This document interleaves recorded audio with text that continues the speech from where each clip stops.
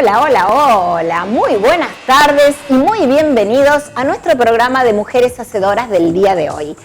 Como siempre, quiero contarte que estoy maquillada por Leonardo Centeno y por supuesto le tengo que dar la bienvenida y las gracias a Monabel Trapoteca porque mirá qué cosa tan linda que tengo puesta, Mónica Romano presente en el programa con esto que se viene, que es de una, fíjate, las mangas y estos pantalones, porque como nos dijo ya en el otro programa, se vienen los colores, así que a disfrutar, no tengas miedo, porque ya estamos aquí viviendo intensamente este hermoso verano que se viene. También quiero contarte que Bioesencia, los productos que usa Leonardo Centeno son de Bioesencia. Bioesencia es una empresa argentina, cosmética, natural y vegana, que te está dando una oportunidad a vos, que probablemente estás en tu casa y bueno, y no te está alcanzando el dinero o no tenés tiempo de ir a trabajar.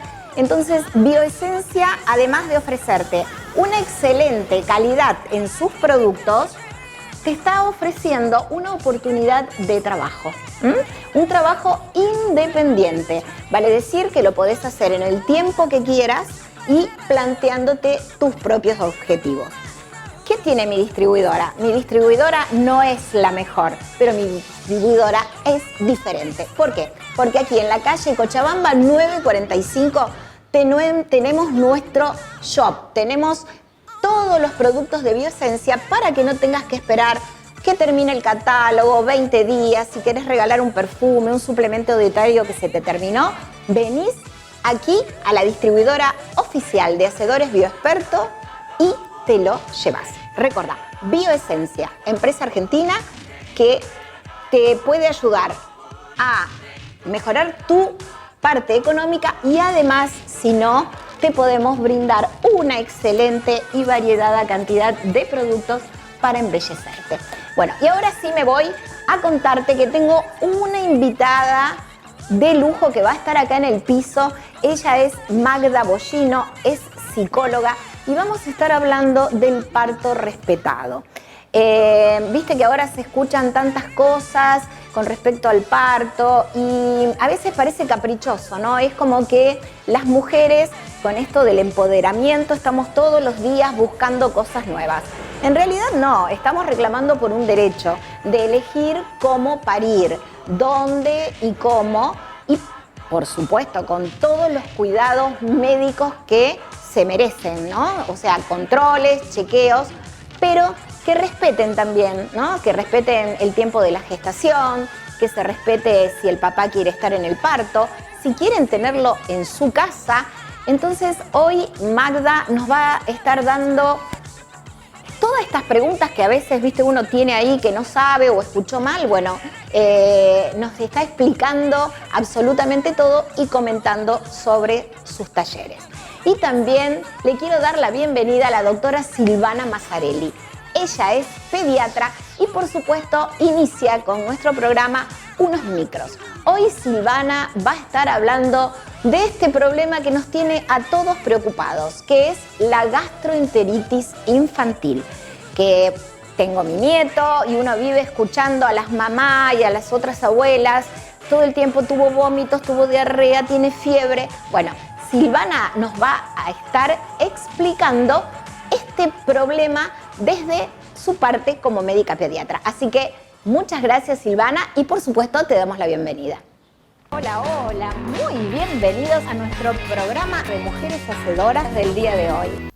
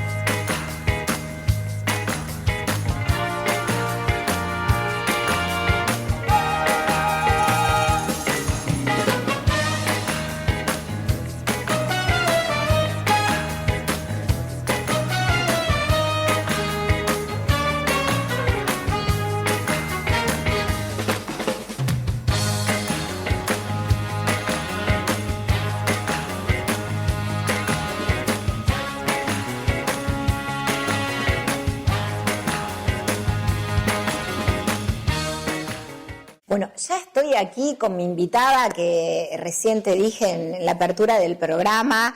Ella es Magda Bollino, es psicóloga. Bueno, además nos une un gran afecto. Somos las dos de Carlos Pellegrini. Y bueno, y me vas a escuchar que durante el programa con mucho cariño le voy a decir Maggie porque bueno, es de la manera que nos identificamos. Pero vamos a estar tocando este tema tan importante que es el parto respetado. ¿Por qué? ¿A qué se le llama? O sea, vamos a pasar una tarde también sabiendo de que no es, digamos, algo que a alguien se le ocurrió y lo quiere poner de moda, sino que tiene toda una fundamentación, tiene una ley que avala todo esto que vamos a estar hoy aquí en esta tarde de té contándote, y que a mí en forma particular, la verdad que me hizo retrotraerme a un montón de años atrás donde las cosas ocurrían como ahora se están planteando. Así que Maggie, muy bienvenida, gracias por estar. Muchas gracias por invitarme, Sonia. No, la verdad que es un placer y bueno, y con este tema, Maggie, parto respetado, algunos le dicen parto humanizado. Primero vamos a saber qué es el parto respetado y después si en realidad se usa, porque hay gente que dice que no se usa parto humanizado, sí reconocen todos como parto respetado. Sí, el parto respetado es como que está, si se quiere, más consensuado un poco de qué hablamos cuando hablamos de parto respetado. En realidad parto respetado, parto humanizado, estamos hablando un poco de lo mismo. Y hablamos no de una determinada modalidad de cómo parir, sino justamente de cómo como país, digamos, tenemos sancionada una ley ya hace muchos años, a la cual la provincia de Santa Fe también adhirió, porque las leyes son de competencia nacional, pero también las provincias pueden adherir a las leyes, que es como mostrar a la provincia un interés en hacer cumplir la ley, vamos a decirlo así. Esta ley está reglamentada, o sea, no hay excusa para que no se cumpla, y además es del año 2004, o sea, estamos hablando de que tiene 18 años, o sea, todos tuvimos tiempo de leerla. Exacto.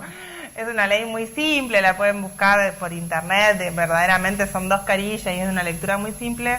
Y la ley, digamos, porque por ahí cuando se habla de parto respetado se piensa como en esta cosa hippie, de parir de determinado modo, de determinado otro modo.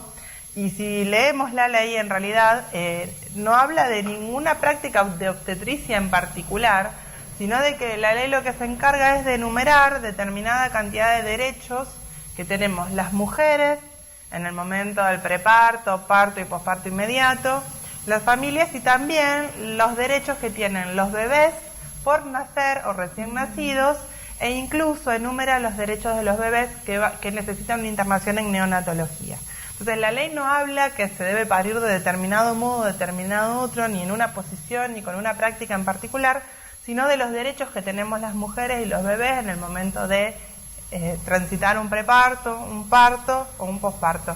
Sea como sea esa situación, digo, incluso si tenemos que requerir intervenciones o que ir a una cesárea. No es que, listo, si necesitamos una intervención o si tenemos que ir a cesárea, la ley ya está, listo, no se cumple porque... No, la ley habla de determinados derechos, entre los cuales yo trabajo con una compañera que la quiero mencionar, que es María Ofelia López, que hoy no pudo estar, pero bueno, es una gran maestra para mí también, Ofelia, y siempre con ella decimos, ¿no?, que cómo tenemos que estar como sociedad, que el primer derecho que enumera la ley es que a la mujer sea tratada con respeto.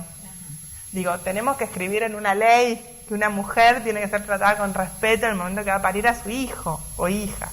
Digo, bueno, la ley arranca diciendo eso, que la mujer tiene derecho a ser tratada con respeto, a ser considerada protagonista, a ser considerada persona sana, porque cuando hablamos de un parto, sí, estamos hablando de no es una enfermedad, estamos no, una mujer embarazada, una mujer que está pariendo, no estamos hablando de procesos de enfermedad, muy por el contrario, estamos hablando de procesos sanos, de procesos de vida.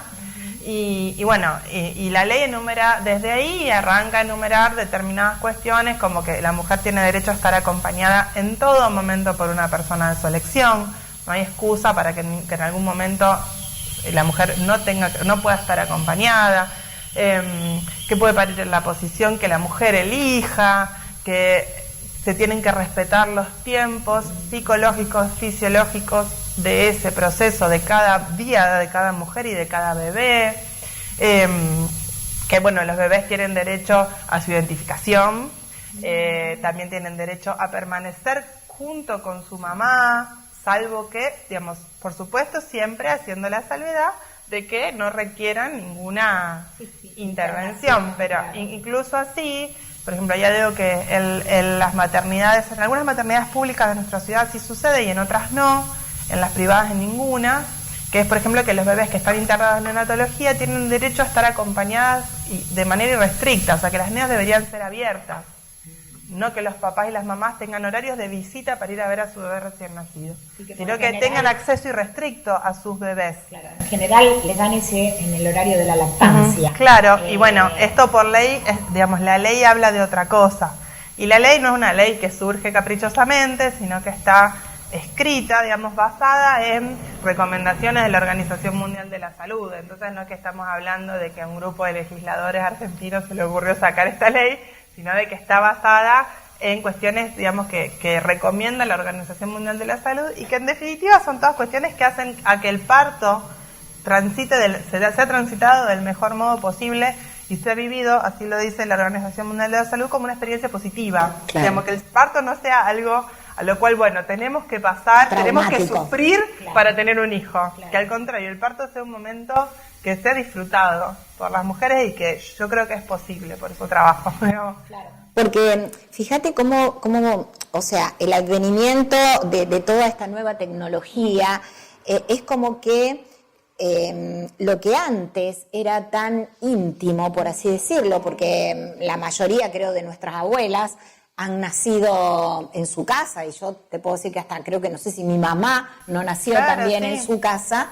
O en la casa de la partera. Sí, pero... ¿No? ¿En la casa de la mujer o la casa de la partera? Por ahí acostumbraban ir a la casa de la parturienta, por así digamos. Nada más que en ese momento, bueno, el hombre no tenía el acceso a estar presente, porque parecía que era algo nada más que de mujeres. Era un universo femenino. Era un universo femenino donde estaba la comadrona o la partera, que también después fue fue como decirte mal vista porque estaba ocupando un rol que tenía que ocupar un médico obstetra, y antes existía eso, ¿no? La partera era la que acompañaba, la que estaba. Nosotros en Carlos Pellegrini teníamos una partera que todavía está, que le mando un beso gigante a Elba Sablé, que bueno, que fue una de las pioneras en nuestra localidad, y que ahora es como que eso, yo recuerdo escuchar a mi mamá y a mi abuela decir, ¿no? Las mujeres parían en su domicilio, se preparaba todo, después las esperaba el chocolate, todo ese otro mimo que a veces una institución, por más lujo que tenga, digamos así, porque hoy la gente elige también un poco el lujo, no es a lo mejor el lugar donde lo concebiste, porque esa cama donde hoy estás pariendo fue donde ese bebé fue concebido. Sí, la llegada, digamos, de todo lo que es el mundo médico al universo del parto y del nacimiento es algo bastante reciente. Digo, si pensamos en la historia de la humanidad y cómo como especie venimos pariendo hace miles y miles y miles de años, la inclusión, digamos, del mundo médico y del hombre en la escena de los nacimientos es algo que tiene un par de décadas. Digo, estamos diciendo que mi abuela, sus primeros 2 hijos creo que sus 3 hijos nacieron en la casa de la partera. O sea que estamos hablando de que mi mamá nació en el 62, todavía nació en la casa de la partera. O sea que estamos hablando de algo que tiene 40, 50, 60 años quizás en las ciudades, no más que eso. Lo mismo la inclusión del hombre. Y en realidad también es algo muy rosarino, porque en el resto del país y en el resto del mundo todavía los partos son acompañados por parteras. Ya no es la comadrona del pueblo, sino licenciados en obstetricia, que es una carrera universitaria, que dura entre 5 y 6 años, que tienen su residencia, que se matriculan, o sea, todo, digamos, pero es una carrera aparte de medicina. Lo que sucedió en Rosario es que en la última dictadura cívico-militar, la carrera de licenciatura en obstetricia, que estaba en la Facultad de Medicina, se cerró y no se volvió a abrir. Entonces nosotros en Rosario tenemos mucha presencia médica, pero incluso digo, en el resto del país y en el resto del mundo, digo, yo tengo amigas y gente conocida que ha parido en España, en Irlanda, digo, no estoy hablando de países del primer mundo, donde se considera que lo ideal es que las mujeres tengan sus partos acompañados de licenciados en obstetricia, porque está demostrado estadísticamente que un licenciado en obstetricia, como está preparado para el parto fisiológico, cuando hablo de fisiológico hablo de sin intervención, natural, está, digamos, mucho más predispuesto a eso y tiene mucho más recursos para ir destrabando pequeñas cositas que se puedan presentar en el parto. El médico, obstetra, solo interviene cuando hay una complicación o cuando directamente es un embarazo de alto riesgo, pero estamos hablando de que esto es entre un 10 y un 15% de los nacimientos. El resto de 85-90% de los nacimientos en el resto del mundo son acompañados por licenciados en obstetricia. Digo, esto es algo muy rosarino porque también en Buenos Aires está la carrera de licenciatura en obstetricia, en Concepción del Uruguay, en Entre Ríos, o sea, en otros lados del país sí hay parteros y parteras, y empieza a haber parteros también, algunos hombres que se empiezan a formar también como licenciados en obstetricia. Y verdaderamente, digamos, lo que uno podría pensar, ay, bueno, pero esto es algo bueno, estadísticamente está demostrado que no lo es, digamos, que cuanto más presencia médica, digamos, en contraposición a lo que es el acompañamiento, por ejemplo, por un licenciado en obstetricia, aumenta muchísimo la cantidad de intervenciones que se hacen estadísticamente sobre las mujeres. Yo no estoy hablando de, también, digamos, eso está bueno aclararlo, que el parto respetado, los que trabajamos pensando, digamos, en este modo, no hablamos de que ninguna intervención es mala en sí misma. Entonces yo doy talleres para embarazadas y siempre les decimos, ninguna intervención es mala en sí misma. Las intervenciones, bienvenidas sean, incluso las cesáreas, digamos. Si son necesarias verdaderamente, bienvenidas sean, digamos, porque pueden facilitar un poco, incluso salvar una vida. Pero el problema es que en la ciudad de Rosario, en las maternidades privadas, tenemos una tasa de un 80% de cesáreas. Estamos diciendo que 8 de cada 10 bebés en Rosario nacen por cesárea. Entonces las mujeres nos olvidamos de cómo era parir. ¿Qué pasó? Yo leí un artículo, Maggie, y muchas veces dice que desde la parte médica, viste, con este mito del parto, porque en realidad cuando vamos cuando nos enteramos de que estamos embarazadas es la mejor noticia, creo, que uno recibe, porque bueno, anhela estar embarazada, tener un bebé. Después lo vamos acompañando con esto de, bueno, la ropita, dónde, qué sé yo, pero cuando ya va llegando el tramo final, nos empezamos con los miedos. Y que, viste, por ahí algunos te asustan y te dicen, no, y el dolor, y esto, y que yo lo tuve de nalga, y que yo no sé, y el forceps, bueno, un montón de cosas.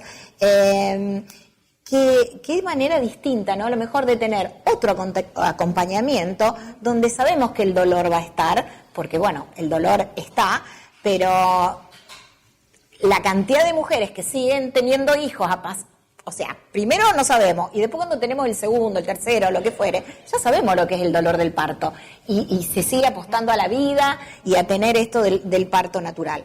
Pero en ese instante donde a veces la mujer está con esos miedos y le dicen, ay, ¿por qué no te haces una cesárea? Si total, mira, no vas a sufrir nada, te dormimos de la cintura para abajo, vas a poder disfrutar a tu bebé y no vas a tener ningún dolor.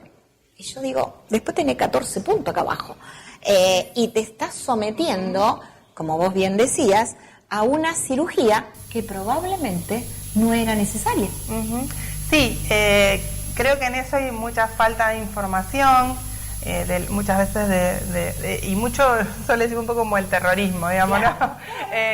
Digo, esto de asustar, y también que verdaderamente, digo, esto yo lo leí una vez, no puedo citar la fuente porque, bueno, esas cosas que uno tanto lee, que yo leí una vez que decía, parir es horrible, y entonces era alguien que trabajaba en relación al parto respetado, y decía, y sí, parir como parimos las mujeres en las instituciones hoy, sí, verdaderamente es horrible. Digamos, si tenemos que parir sí o sí acostada en una cama, muchas veces estando sola, muchas veces nos tratan mal, no nos dejan movernos, no nos dejan comer, no nos dejan tomar agua, nos ponen una vía sí o sí, digo, bueno, y sí, la verdad que en ese contexto vienen y nos revisan,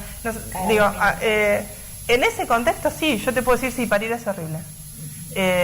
Lo que se trabaja, digamos, es que parir pueda ser otra cosa, como vos decías, el dolor, yo es algo que no elijo hablar mucho de dolor cuando hablo de parto, sí hablo de intensidad. El parto es intenso, es muy intenso. Está llegando una vida, ¿cómo no va a ser intenso ese momento? Claro. Digo, ¿no? Sí, la verdad es que en esta sociedad en la que vivimos, bueno, por el modo en que somos también criadas, porque bueno, ya desde la Biblia que la serpiente le dice a Eva, parirás a tus hijos con dolor, ¿no? Claramente, claro, pero claramente antes de Eva no era así. Claro. ¿No?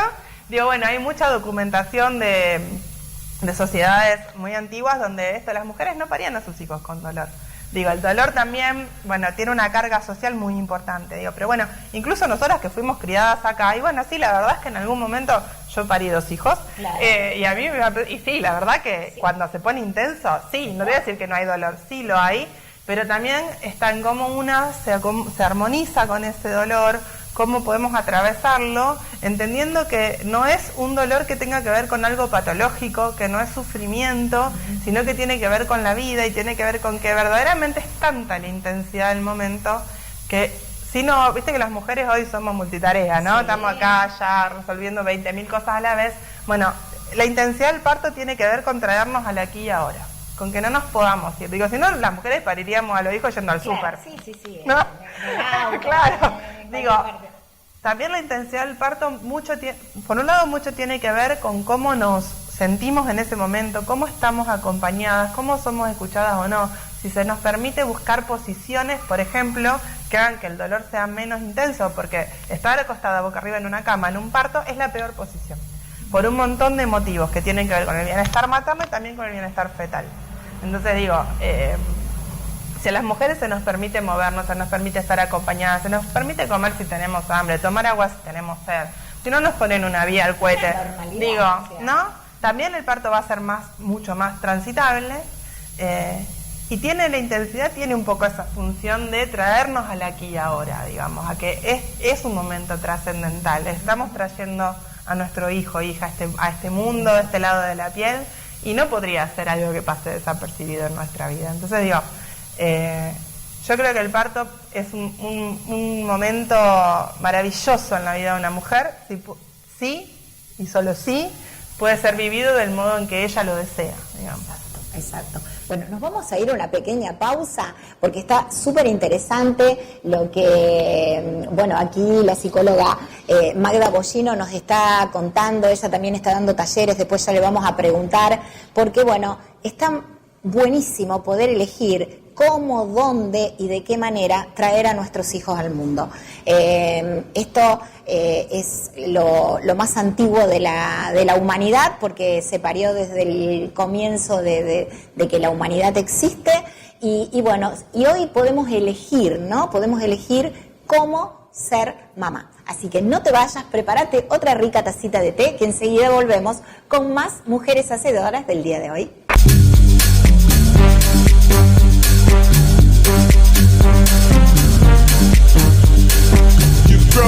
My way.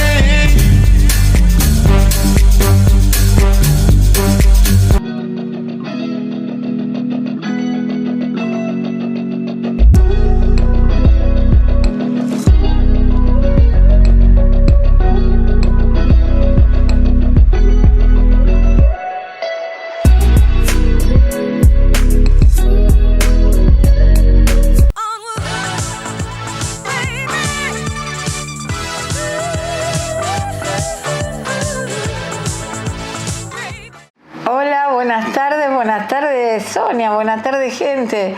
Bueno, me encanta haber vuelto a tu programa porque es un programa que miro siempre. Si no estoy en casa, la repetición, porque me parece súper interesante. Y lástima que no estés aquí porque me encanta cuando me haces las preguntas, pero bueno, te voy a ir contando más o menos lo que me dijiste, que es ¿qué pasa con la gastroenteritis que tanto está asustando en estos días? Y para empezar a hablar de esto, te voy a contar les voy a contar qué es la gastroenteritis. La gastroenteritis es una inflamación del tracto digestivo. Cuando hablamos de itis, hablamos de inflamación. Todas las itis son inflamaciones. Otitis, inflamación del oído, gastroenteritis, inflamación del estómago y enteritis del tubo digestivo, del intestino. ¿Qué causa la gastroenteritis? ¿Qué síntomas nos va a dar? ¿Cómo nos vamos a dar cuenta que estamos en presencia de una gastroenteritis? Va a empezar nuestro niño, en este caso, porque soy pediatra, con la pérdida del apetito. Un chico empieza con que no tiene hambre, con una diarrea, generalmente acuosa, una diarrea disenteriforme, que es muy copiosa y que a veces las mamás nos dicen, uy, el nene permanentemente hace caca, no tolera nada, mancha los pañales, el colchón, no sé qué hacer, me tiene desesperada. Bueno, también vómitos, eso sí es muy importante porque llegan a vomitar toda la comida, inclusive el agua, y esto es un signo de alerta cuando ya no hay tolerancia oral. Y entonces ahí debemos intervenir y colocar alguna medicación para que el chico pueda rehidratarse. También va a tener un intenso dolor abdominal. Un dolor que nos va a asustar, que va a asustar a las mamás porque el nene llora, se asusta muchísimo, y una gran debilidad, por supuesto, al empezar a deshidratarse, tiene una gran debilidad. El nene te dice, nuestro pacientito te dice, me siento mal, y te lo dice muy angustiado porque, vuelvo a repetir, esos dolores abdominales, cólicos, asustan muchísimo a los chicos. Ahora les voy a contar las causas de esta gastroenteritis. Las causas pueden ser virales, bacterianas y pueden ser transmitidas de una persona a otra. Y también hay que prestar fundamental atención en las bebidas y alimentos contaminados. El agua hay que hervirla por lo menos 15 minutos o debe ser agua mineral.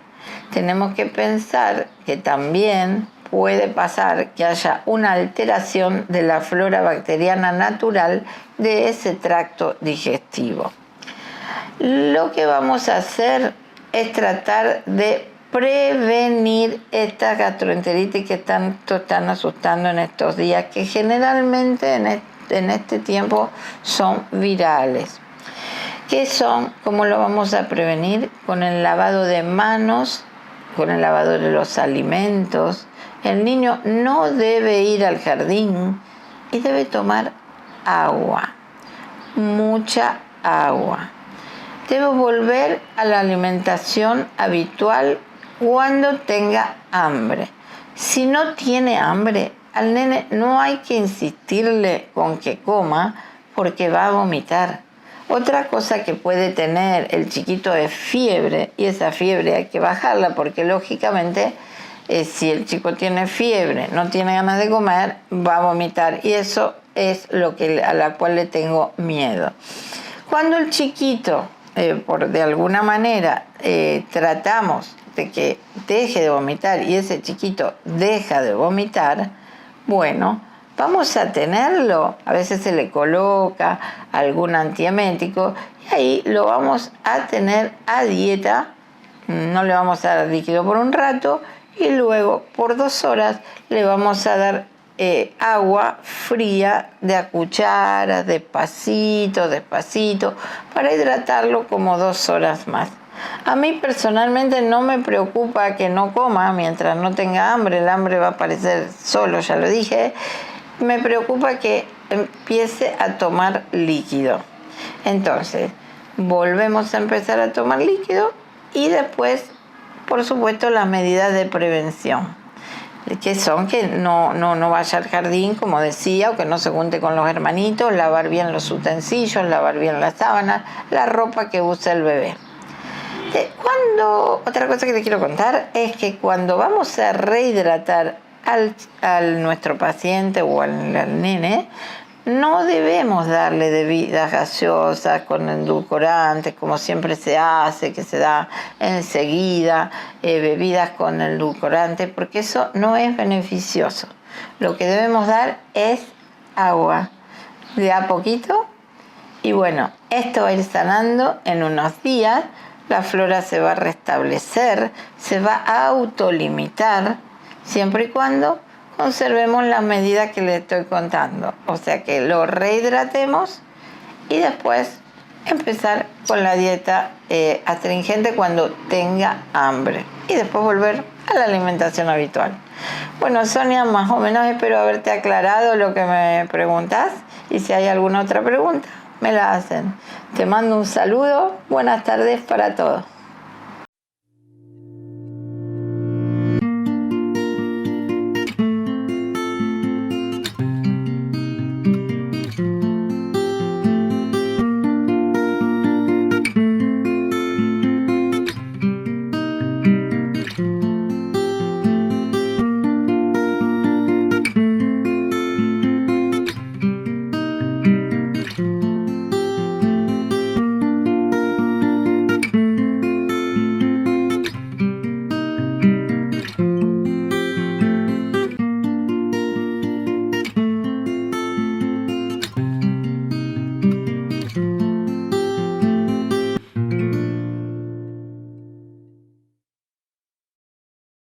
Bueno, continuamos, bueno, no sabés cuando cortamos las cámaras todas las preguntas que le están haciendo a Maggie, porque bueno, es un tema que realmente nos compete a todos y creo que, bueno, a las que ya tuvimos la oportunidad de ser mamá, tuvimos una experiencia, no la podemos repetir porque, bueno, las edades no te dejan, pero bueno, tenemos hijos, tenemos nietos, tenemos sobrinos, tenemos amigos y qué bueno, ¿no? Llevarte a vos toda esta información de parto respetado. También le vamos a preguntar, porque además de ser psicóloga, es doula, ¿no?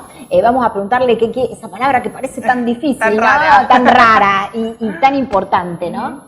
Sí, doula o dula, se escribe doula, algunos dicen doula, otros dicen dula. Bueno, somos mujeres que, en realidad, digamos, en esto que vos decías antes, ¿no? De que en un momento de la década del 50, 60, el parto se institucionaliza, o sea, deja de ser en las casas de las mujeres o de la matrona y pasa a la institución, y en ese momento se incluye también la figura masculina, ¿no? Esto de que muchos médicos, al principio los médicos eran todos hombres, claro. Y a las mujeres se nos permitía estudiar medicina. Entonces, bueno, digo, los que primero asisten a los partos en instituciones son hombres, y también se empieza a incluir de a poco la figura del padre en el momento del nacimiento de los hijos. Digo, esto era algo que antes no pasaba. Al hombre, viste, lo mandaban a hervir agua, que después nunca se usaba para nada. Sí, era solo para sacarse encima el señor.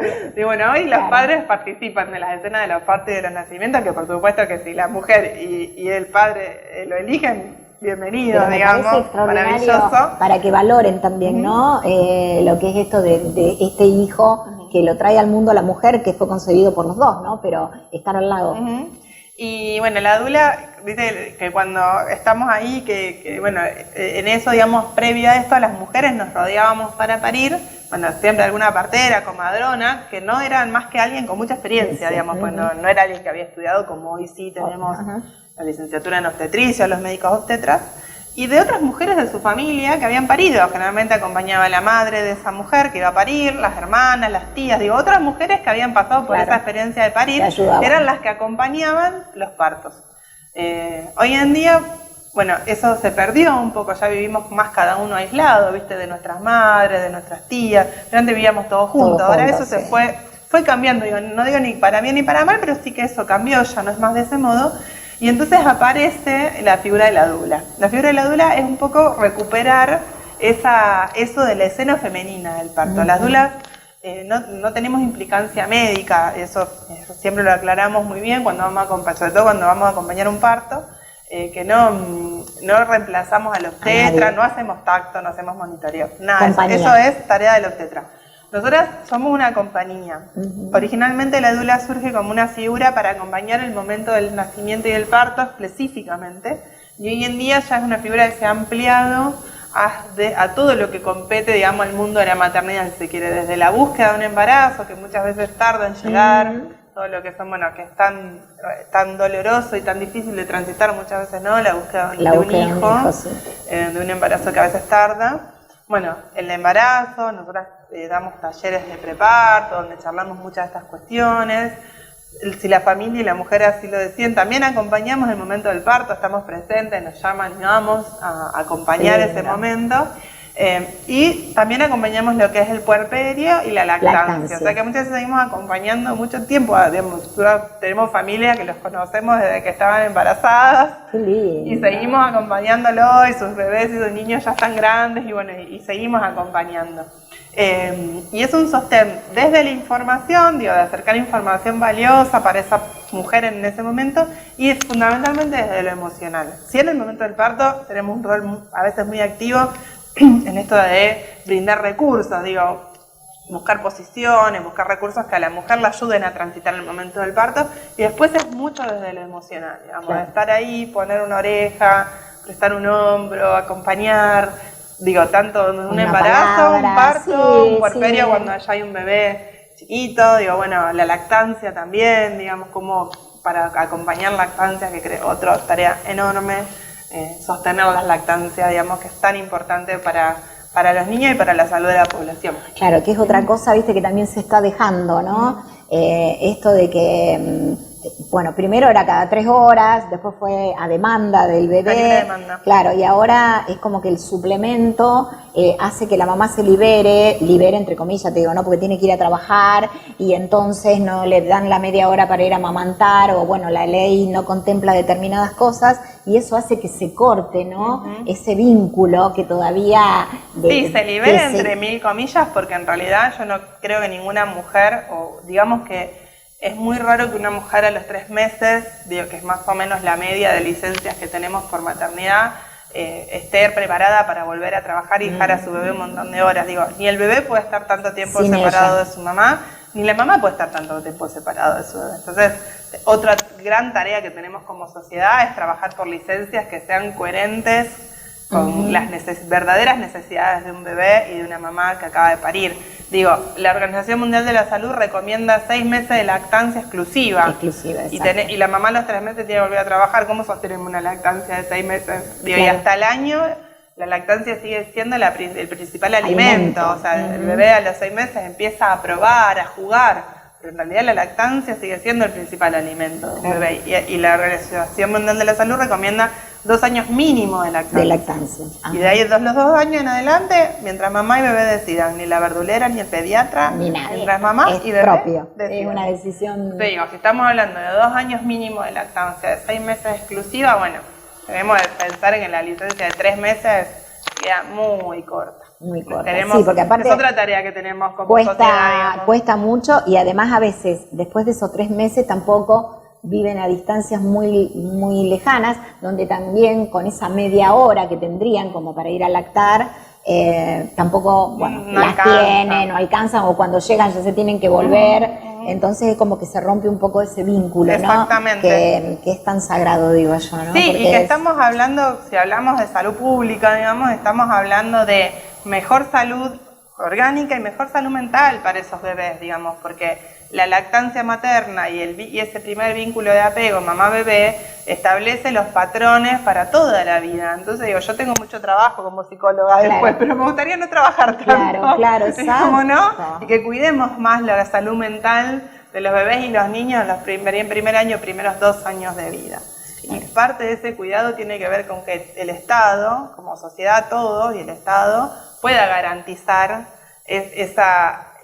que no haya esa separación que es tan inorgánica para las mujeres y para los bebés durante los primeros, por lo menos 6 meses. Seguro.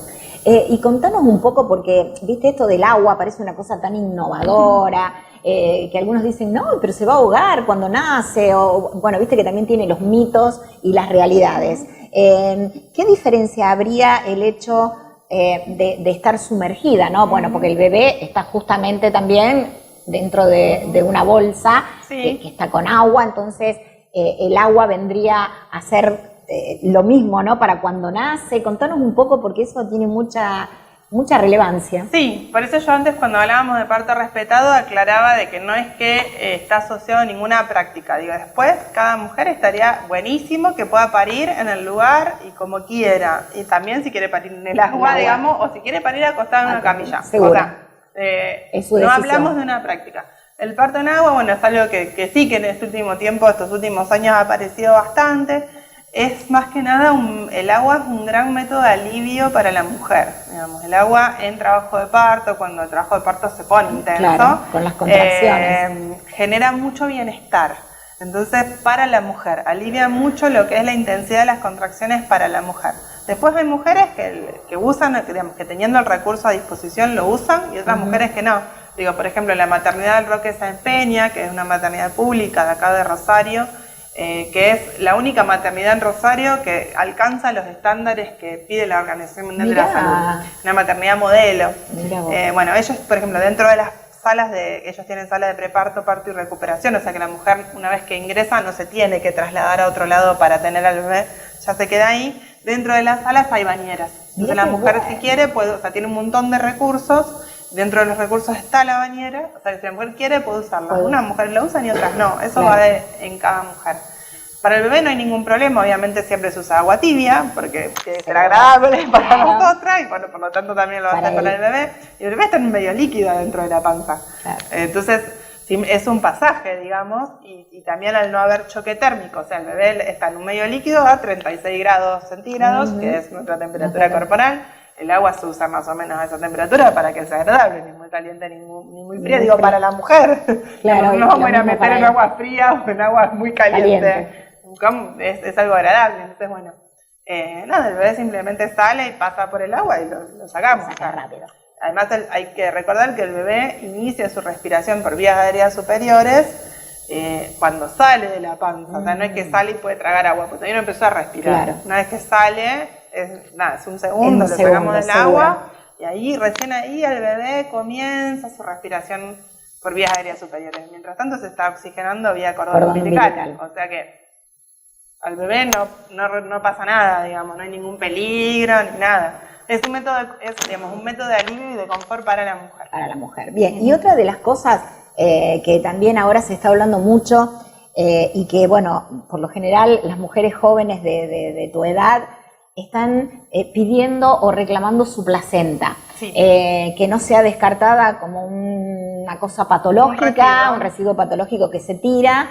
Y bueno, el hecho de llevársela y bueno, poder hacer el rito que luego quiera, porque bueno, ahí estuvo su bebé. Yo sé que también hay algunas mujeres ya que afuera están como hasta, bueno, tomando, haciéndose... Sí, acá también. Bueno, que algunos médicos están a favor y otros no, porque puede tener bacterias, bueno, pero al margen de eso, el derecho, o sea, hoy por hoy una institución donde una mujer va a parir, ya tiene que empezar a perfilar a tener para darle, ¿no? Que ella se pueda llevar o un recipiente o lo que fuese para poder retirarla, porque eso es algo que te pertenece. Sí, nosotros a las familias le decimos que si quieren, si la van a querer, tienen que armar su logística, digamos, ¿no? Decir, bueno, la placenta es un órgano que tiene el mismo material genético de nuestro bebé. Cuando se fecunda el óvulo, ese primer huevo, digamos, se divide, una parte va a formar al bebé en sí mismo y la otra parte forma la placenta y todas las envolturas.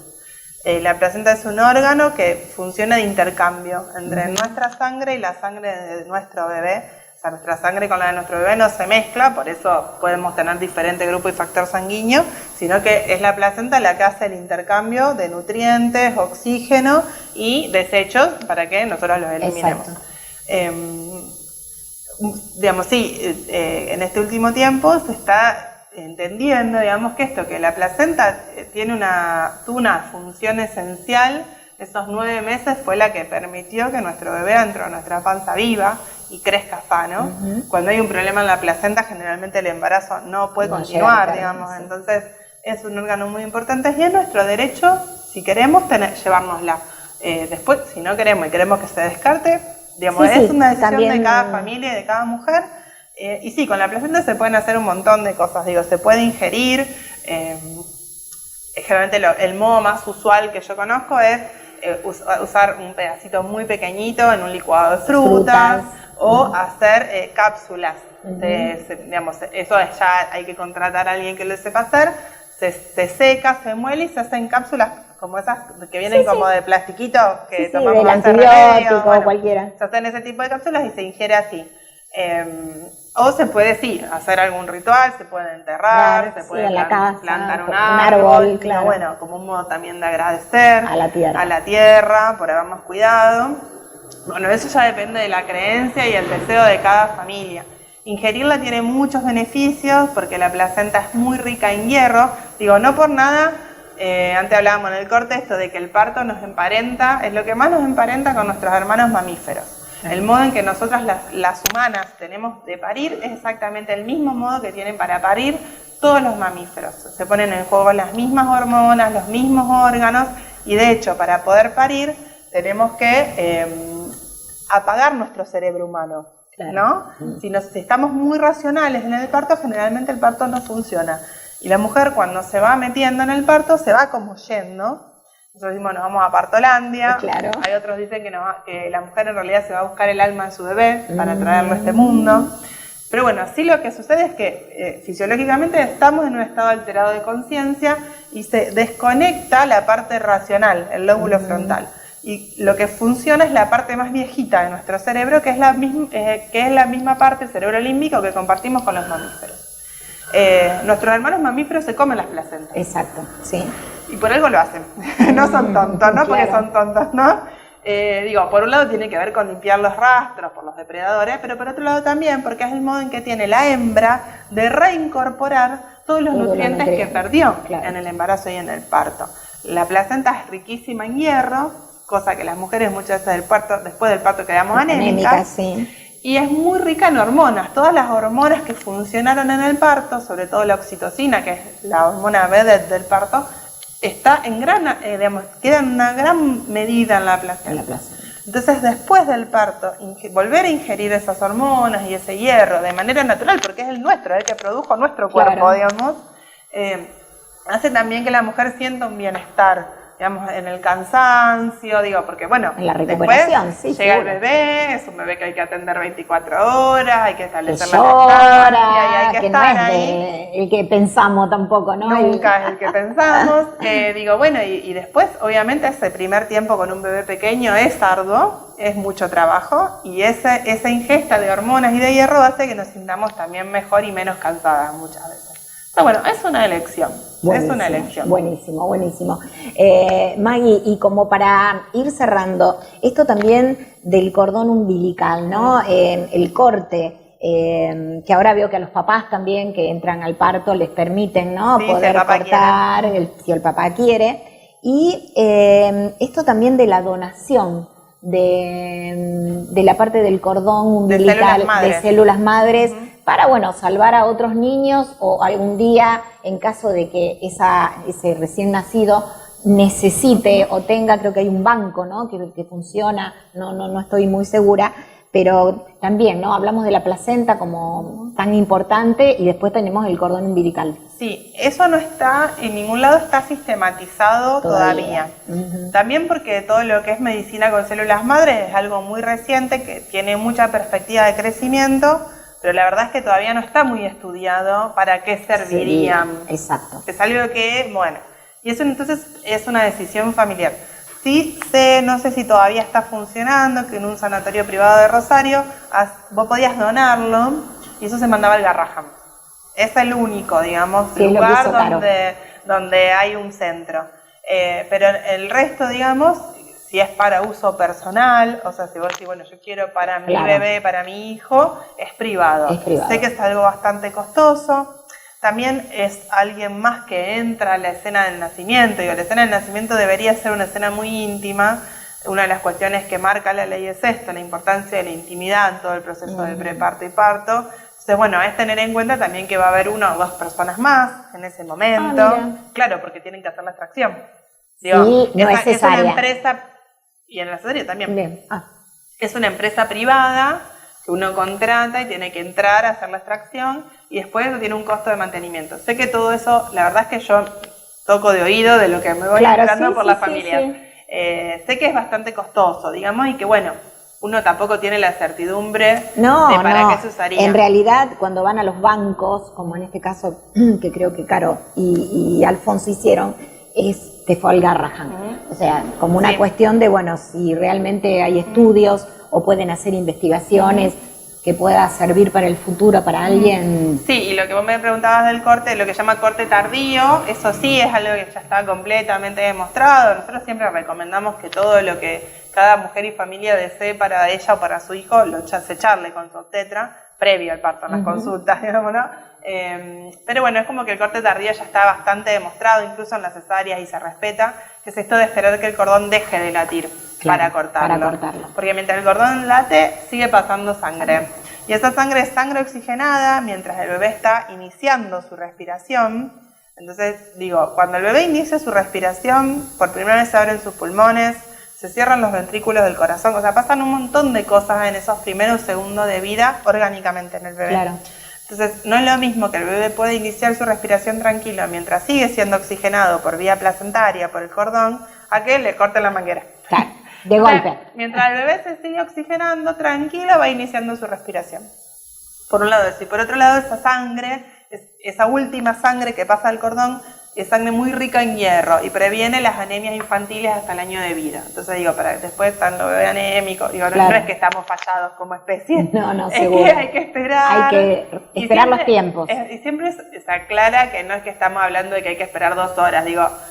De todos modos no habría problema que el bebé pase mucho tiempo hasta cortar el cordón, no hay ninguna urgencia en cortar el cordón, pero bueno, estamos ahí, está el neonatólogo esperando. Claro. Digo, bueno, son minutos, no estamos hablando de más de 5 o 6 minutos, como mucho. Pero está bien, pero que y se además, respete. nosotros decimos que la otra ventaja que tiene es que mientras el bebé está conectado al cordón, no tiene más que estar que arriba de mamá. Exacto. Porque el cordón tiene el largo ideal para llegar a estar ahí. acá. Y no hay ninguna otra urgencia en el momento del nacimiento más para un bebé más que estar upada su mamá. Claro. Entonces, bueno, mientras no nos cortan el cordón, nadie nos puede sacar a nuestro bebé. Así Claro, que mientras además se que- retrase lo más posible, Qué mejor. lindo, porque bueno, es el bebé sale después de estar 9 meses adentro de la pancita y bueno, su primer encuentro después de nacer, bueno, justamente, ¿no?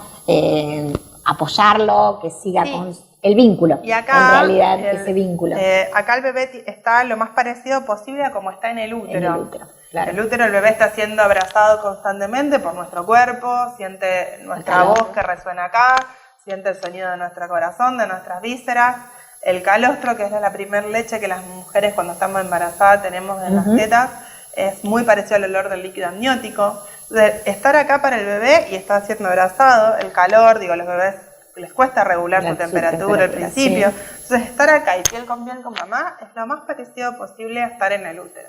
Entonces, acá es donde mejor va a iniciar la respiración, donde mejor va a recuperar su ritmo cardíaco. Digo, si de acá lo sacamos acá, el bebé ya acá, para él mamá desapareció y va a entrar en un estado de estrés.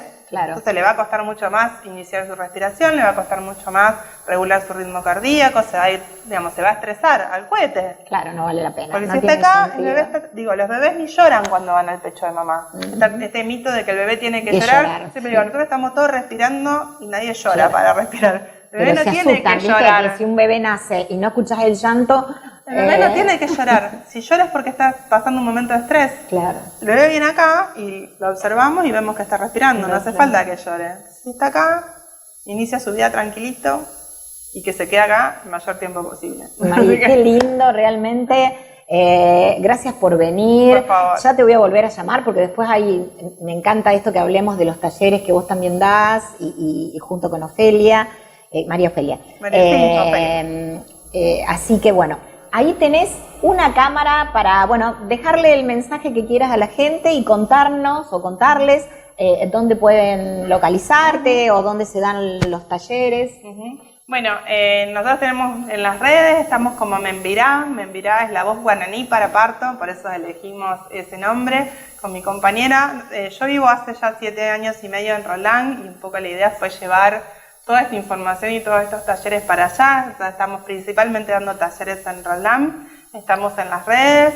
tanto talleres para embarazadas, talleres de crianza también que son muy importantes, el encuentro de las mujeres después con nuestros bebés ya nacidos y encontrarnos con otras mujeres que están transitando una situación similar. Es muy importante. Y bueno, y después consultas. Yo como psicóloga perinatal, acompañando un poco todo el proceso, desde el embarazo, también el puerperio. Y Ofelia, mi compañera, es puericultora, que es especialista en lactancia, así que también ella hace un gran trabajo acompañando lactancia más desde lo técnico.